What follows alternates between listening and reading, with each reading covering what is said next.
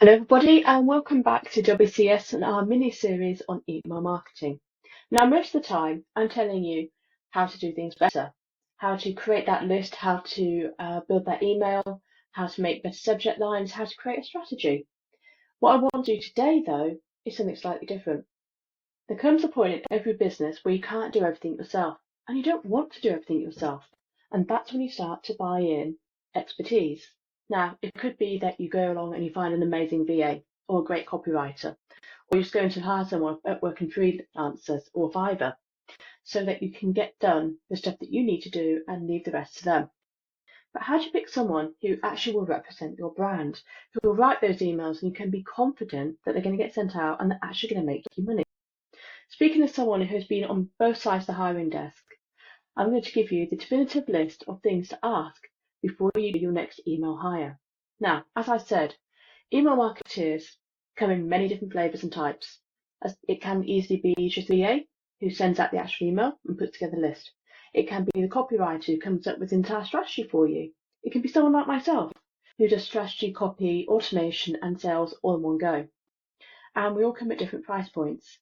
So before you sit down and you make that offer, make a decision about exactly what tasks you want them to do and how much advice you want to bring them to the table. If you know, for example, what your sales strategy is and it's fairly straightforward, then you don't have to worry too much about sending out, say, a monthly newsletter to your customers on an online shop. But if you're running a very intense e-commerce platform with several different touch points and a large B2B presence, then you're going to probably want a lot more. Here's 15 different things you can, and in some cases should, ask your email marketer, depending on the level of experience you want and where you're getting them from. So, number one, be absolutely sure they know your system. So, does your chosen person know your software? This could be Klaviyo, this could be HubSpot, this could be MailChimp. In many cases, software providers now provide accreditation. MailChimp, for example, you can get a digital marketing certificate. HubSpot requires you to update yearly. Klaviyo also has a partnership program, so make sure to get those checked out. The next thing is even if they have a certification, they may not have the knowledge. Ask them for references or case studies. Now, if you're hiring, say, via Upwork, that will come automatically because someone is rated on there. If not, ask them for someone recent and preferably someone that you can get in touch with. Someone preferably you can also look up because these days there are a lot of people out there who will simply pad out their CV or say, yes, I've done it for this company. And of course, you can't go and look it up because you can't find the company on LinkedIn. So yeah, do your diligence. The next thing is how do they measure email marketing success?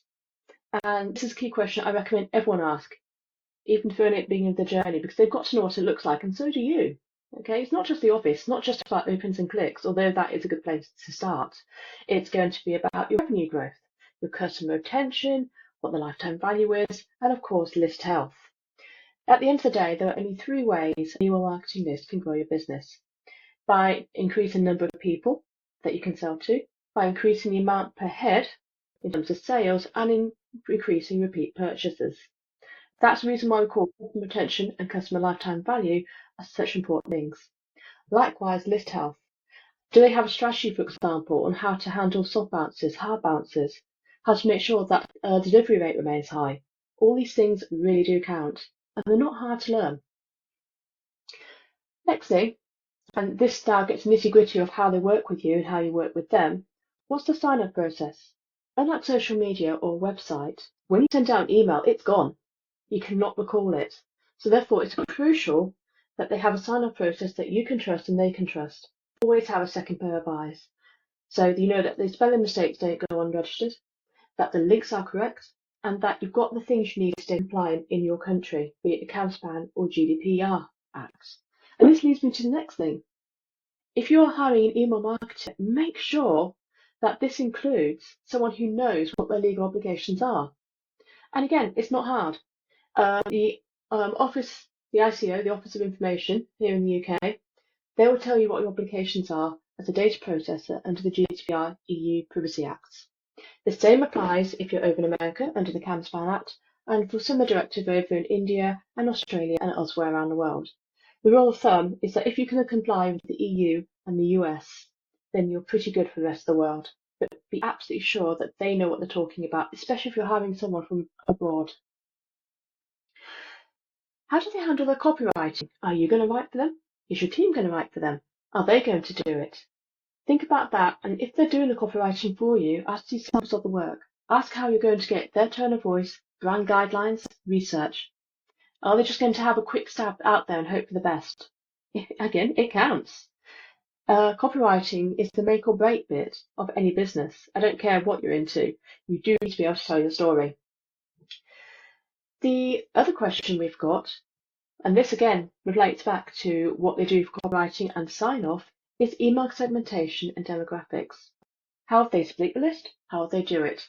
This depends, of course, on how big your list is and who you're targeting. If you're going for someone, say, of a small local list, maybe 1,000 people, this probably won't apply to you.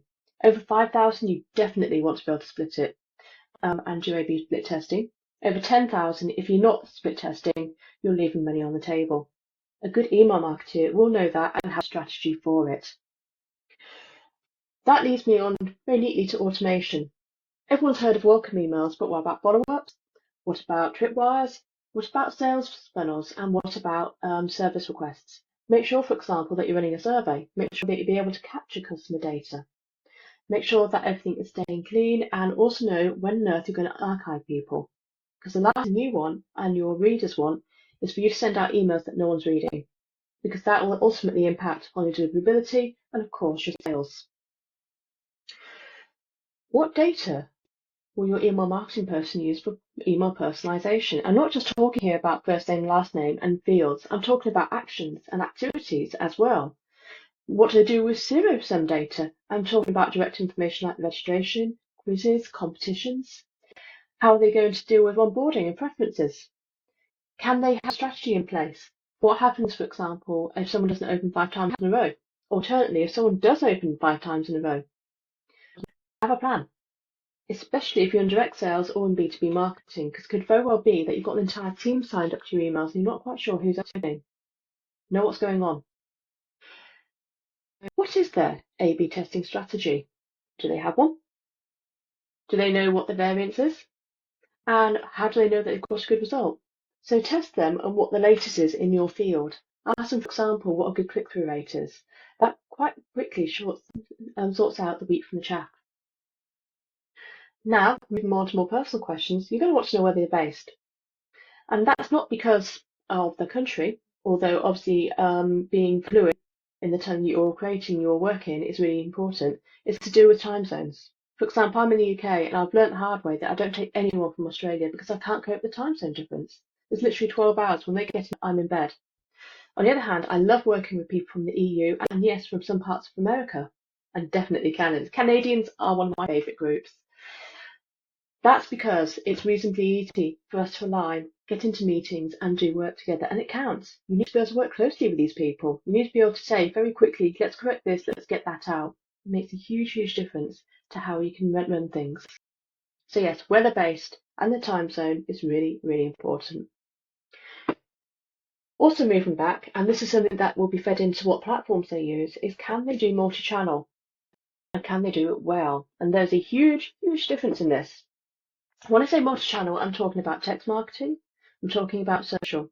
I can even talk about old-fashioned mail delivery as well. It's entirely possible to run email marketing sequence in line with things such as mail shots or even deliveries.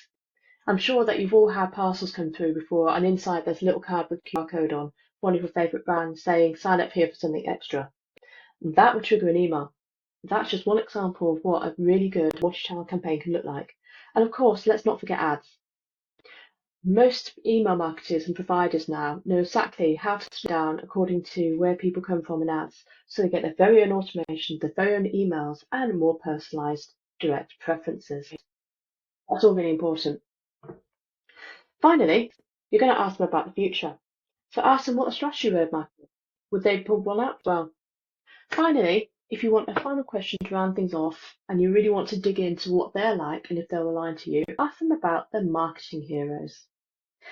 Now, this shows 2 things. The first one, are they up to speed in their chosen area? Secondly, it allows you to open up the doors and get to know them as a person. So there you are. Those are all the questions that you should and can and would be asking someone when you're deciding to hire them below.